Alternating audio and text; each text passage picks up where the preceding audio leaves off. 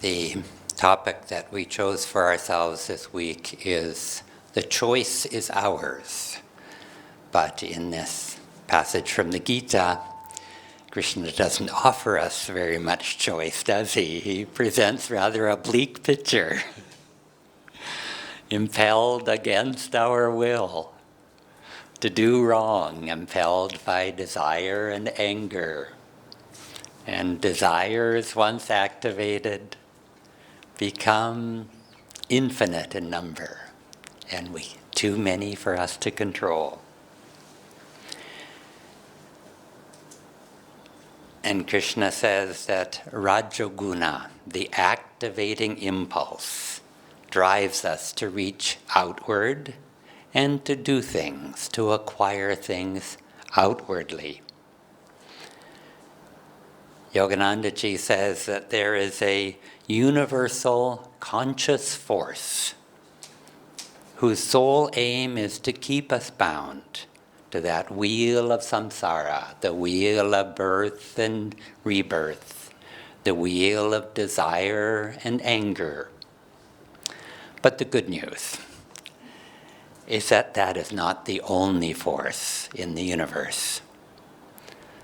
We can describe maybe 90% of the environment of Delhi as being Rajoguna, as being outwardly activating. But then there's also the other 10%. That's when we meditate, when we come here, when we follow Swamiji's music or the Ananda meditation app, or read spiritual books, when we practice devotion, when we're with the devoted family, with the loving family, when we have spiritual friends, when we visit temples, when we take a walk in the park. And our choice is where we tune our mental radio dial, our mental radio signal, and we have the whole dial to choose from. We have completely free will, free choice to choose our influences. Yoganandaji said that thoughts are universally, not individually rooted. A truth cannot be created, but only perceived. In this sense, our thoughts are not our own.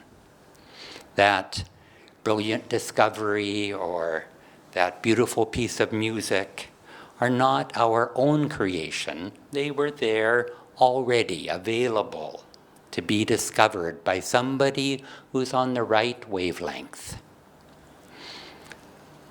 And Swamiji's Gita, for instance, that we read from, Swamiji created this in just a few short weeks. It's very long, very profound, deep philosophy. It would be impossible for him to write that in that length of time. He simply heard the words and he wrote them as quickly as he could. It was divinely inspired. It was there to be discovered. When he wrote his music, he really didn't compose the music. He heard the music inwardly and then simply wrote it down. And parents are taught not to say to their child, "You're a bad boy," but "You're a good boy, but you did a bad thing because it hurt these people." And likewise, I can use my free will. I can choose to identify with my mistakes. I can say, I do bad things because I'm a bad person. I can't help myself. It's just my nature. The devil made me do it. Or I can choose to say, I can choose to tune my mental radio to a more positive vibration that lifts me up. And I can tune into this mighty wave of positive energy that brings us to that brings us to a sense of, brings us towards God, brings us in touch with our higher self, that brings us to our best version of our own self. In the autobiography of a yogi, Lahiri blesses Yogananda when he was a baby, and he tells his mother that your son will be a spiritual locomotive and will bring many souls into God's kingdom. And we each have the opportunity to get on a train that's going to God's kingdom. And I hope for all of our sakes that we choose a bullet train, or maybe even the jet airplane route to God. And that's my wish for you.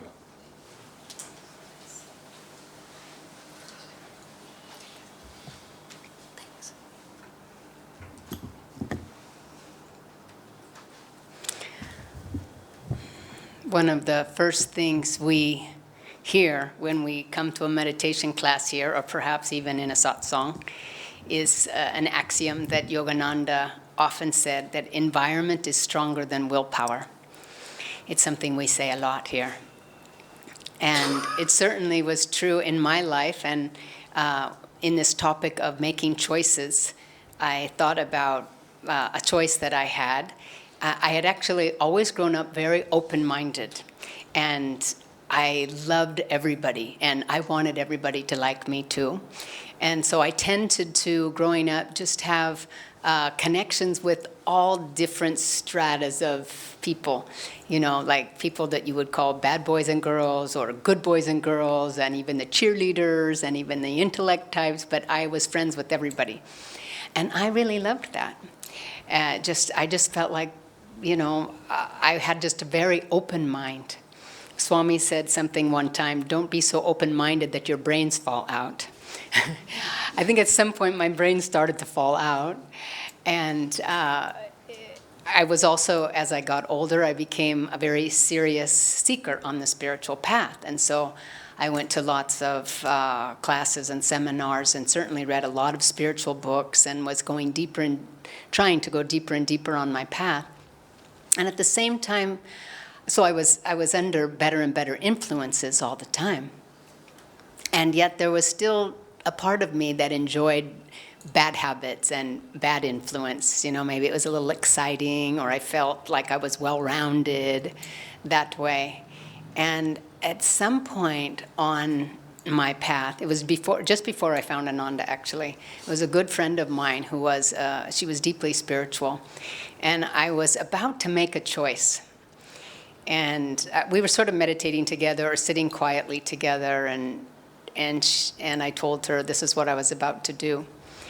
And she just said, I think that evil is trying to influence you right now. And I had never believed in evil. I had never believed in Satan. And when she said that, I think evil is trying to influence you right now, it just felt right. I just thought, she's saying this from some higher level of wisdom that I'm not connected to. And I thought about it, and I, journaled about it, and, in the end I did not take this other course, which she said was being guided by evil. And soon after that I found Ananda, and then I started making good choices for the rest of my life up till now. But I suddenly understood that what Master said, that he called it Satan when he was in America. Here in India, we would call it Maya, is a very conscious, powerful force and real in our lives. And you probably all grew up with knowing that, but I grew up thinking evil did not exist. This darkness, this power of darkness did not exist, because if God is good and God is all, and God created everything, how could there possibly be any darkness or any dark force?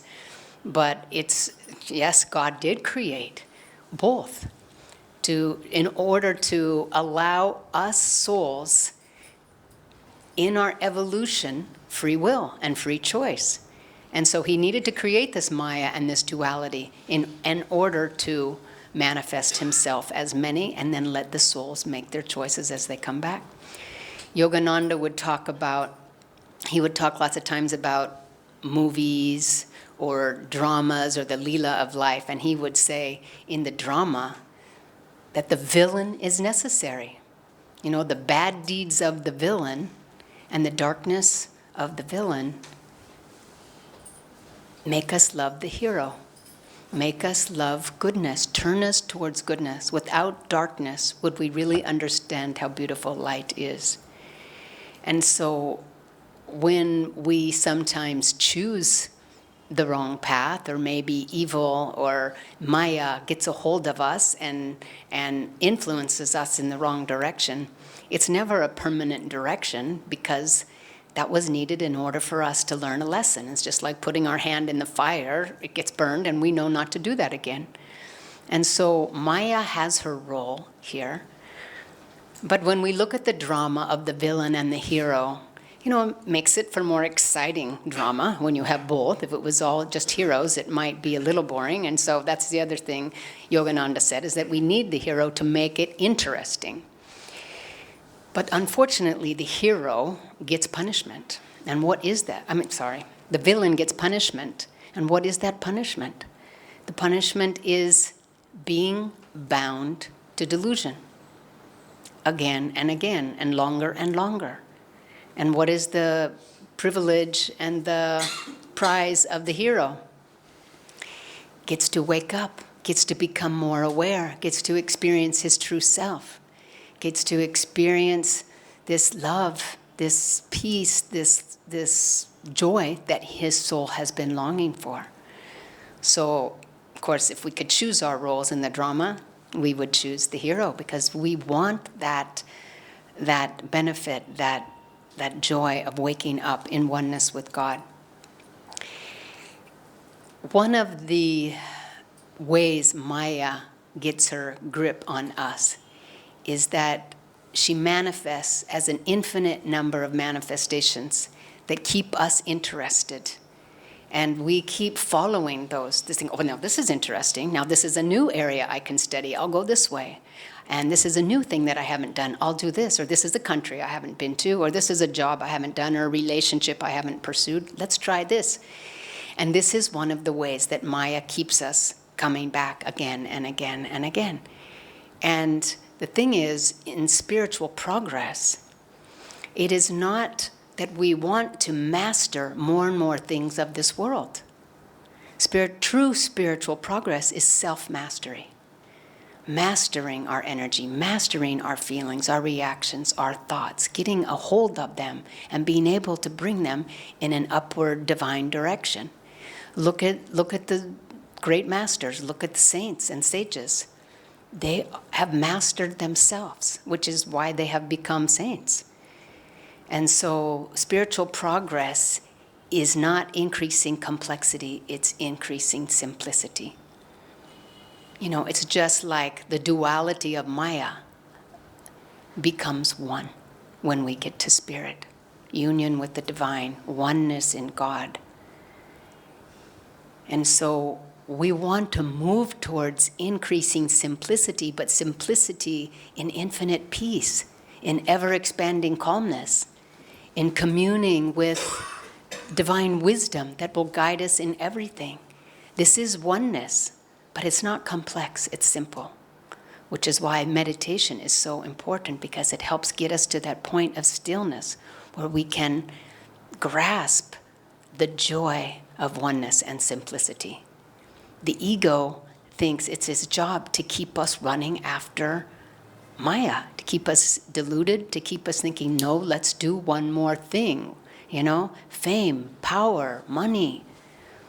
We want all those things. We want excitement. So as Keshava said, Maya is a strong, powerful force that wants us to take us out into the world and take us to Maya. But spirit is equally powerful, more powerful, in fact. But there is this river that we can choose to step into. And since we've been born just out of ignorance, out of spiritual ignorance, we automatically stepped into the river that was taking us out into more and more complexity and more things of this world. as we think that they're going to make us happy or fulfill us or make us more excitement. But we learn to meditate. We have a divine experience. Something happens and we become more aware. And we start to get control of our energy that has always been seeking outward, and that energy starts to come in and starts to come up, and we experience true peace for the first time. And all of a sudden we realize, wow, that true peace almost feels better than everything else that I've been chasing. Or that true inner joy that's lasting. It doesn't go away after 6 months when I bought a new car or I got a new house and that joy went away. It's like, this is the joy of my soul, and I remember it's eternal. And it will be with me always. Yogananda says that the experiences we have of spirit while we're in this life is what we will remember when we leave this world. That's all we'll remember, is when we connected to spirit. So we have the choice of asking ourselves, what river am I stepping into? Because both rivers are very strong. The current is strong.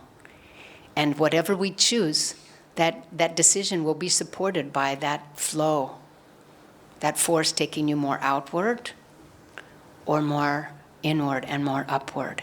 They're both very strong. So we have to ask ourselves, this is our sadhana, this is our daily life. Where is my consciousness right now? How are my decisions being influenced? Where am I looking for my guidance? What am I looking for the result? What is it that I'm seeking? Where is my energy going? Because that will tell you right there where you've stepped in. And so we get to make those choices on a daily basis. So we make the wrong choice a few times, it's okay. Get out of that river and go get in the other one. It's not irreparable. But we can ask and we can pray for the grace, of these masters, of God, of Divine Mother. Just help us make the right choice and be there when I step into the right direction river. Carry me on your ray of grace. Carry me with your strong flow to where my soul is really wanting to go. So we do have this choice, and we can ask that the ray of grace that's all around us, that we know of, that we've become familiar with, attune ourselves to that ray, and it can carry us to where we really want to go. God bless you.